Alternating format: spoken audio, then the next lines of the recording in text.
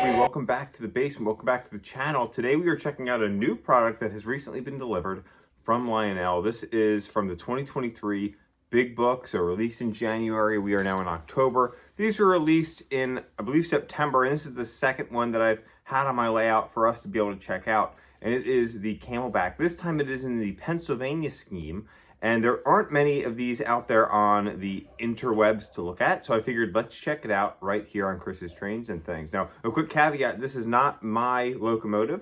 This is on loan from my friend Chris from the Lower Susquehanna Valley Model Railroaders, as well as from the Keystone Division of the TCA. Chris is a good friend of mine. He brings a lot of stuff over to run here, and he was over last Friday and decided to let this hang out here for a little while so we could check it out on the channel. So thank you, Chris, for that. Now, also, behind this Camelback today, we're going to be pulling some of the new GLA hoppers from Lionel that were released with the Decapods, the Decapod set that Lionel came out with as well, in that Volume 1 catalog. They had a couple add-on packs, and my friend John from the Lower Susquehanna Valley Modular Club was over on Friday, and he brought over 2 of these add-on packs, and we're going to be checking these out as well. Now, these are carrying an ore load, so a little bit different than a coal load, so we're going to get a close look at those and check them out here on the channel. So we got a Pennsylvania steam engine and a Camelback setup, and then we also have some new GLA hoppers. So let's go ahead and dive in and check these things out. Okay, so here we go. We're a little bit of a closer look at this. This is cab number 824, and you'll see some really unique features on this locomotive. Now, we've covered the Camelback before. This is the third Camelback we've had on the layout. I had the previous Mr. Muffin's custom run PRR from a few catalogs ago, and then we went over the pacemaker version that Metka did, and now we've got this Pennsylvania version. There's a few others that have been filmed that are out there on the internet, but I haven't seen any of this locomotive. So when my buddy Chris offered to let it stay here for a couple weeks, I said, why not? So this is a really unique locomotive because we have a gray boiler instead of a typical Brunswick green.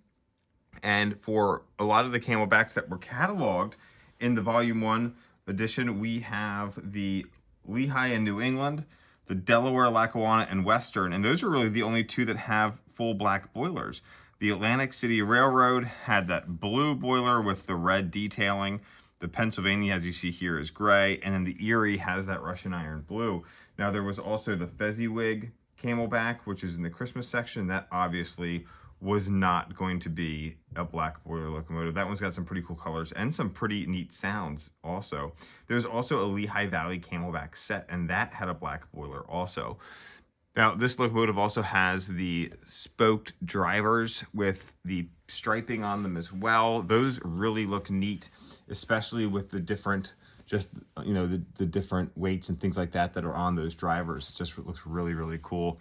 The paint on this is really interesting, and I'll be honest, I thought it would be a little bit darker when I looked at it in the catalog. I was a little surprised. I've seen some photos online, and it looks really washed out.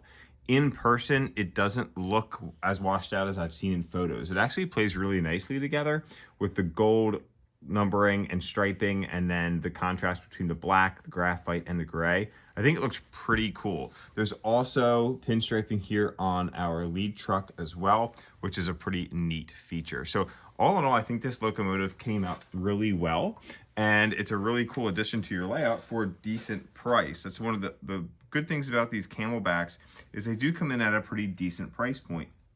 MSRP on these was $699.99, and you could get them for right around $600 from a dealer if you pre-ordered and had that pre-order discount. Now, these things do have some really great features. So if we go ahead and fire this one up, get the smoke going here as well. They do have all full legacy features. They have Bluetooth. You can run them with the Lionel app and use voice control. They've got the crew talk, which I know some people love and some people hate. Dispatcher, air is made, brake test okay. Are we clear to pull? Over. Sit tight for a minute. We've got some traffic to clear first. Out. You can check out that whistle steam effect. There's a couple different whistles on this. Let's listen to those.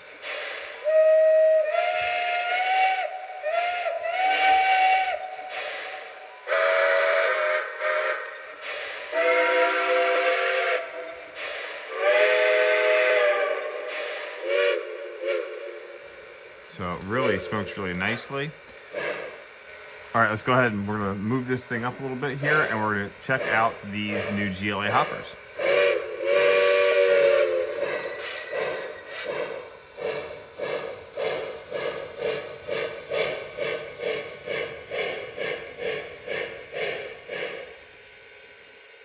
Dispatcher, going to the register room to sign out. See you next trip. Out. All right, so here are the new GLA hoppers. You'll notice now there's 4 of them here. They come in two different 2-packs, and you'll see there's different font along the side. We've got the Shadow Keystone logo on these 2 with a large Pennsylvania. This one has a smaller Pennsylvania with the circular Keystone logo. Now, they come in a mixed 2-pack, and then you can get, I believe there's 6 that come in the Decapod set as well.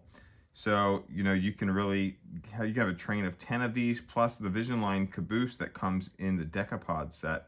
So you can really get a nice long train to pull with these. Now, these add-on hopper packs come for the MSRP at $199.99. The Iron Hippo set, which is what the set was called, MSRP's at $22.99. That comes with a big legacy locomotive, 6 of these hoppers, and a Vision Line caboose.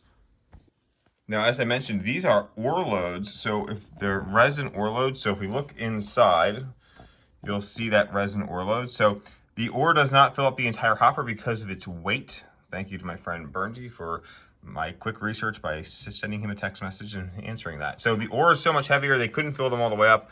So these ore loads just fill just a little bit of these hoppers. And my understanding is they should be actually more over the trucks is where they should be positioned just due to the weight.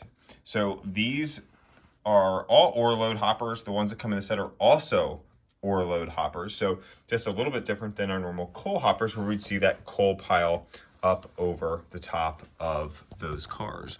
But these look really nice. They are a little redder than I would have expected. They're not nearly as red as those GLA hoppers from a few years ago, which is nice. But they're not as dark as if we come over here to a caboose I have that's weathered. They're definitely not that dark. All right, so that's going to do it for this review and this overview. This wasn't a full-on review, more of an overview of these new Camelbacks with these GLA hoppers. So let's go ahead and run this thing around the layout with these. It's going to be a small 4-car ore train with caboose on the back. So go ahead, sit back and enjoy this one, guys. Thanks for watching. So thank you for watching. Hope you enjoyed this one. Leave me a comment. What are your thoughts on this, and what's your favorite Camelback from the most recent release? Hope you guys have an awesome day. Catch you on the next one.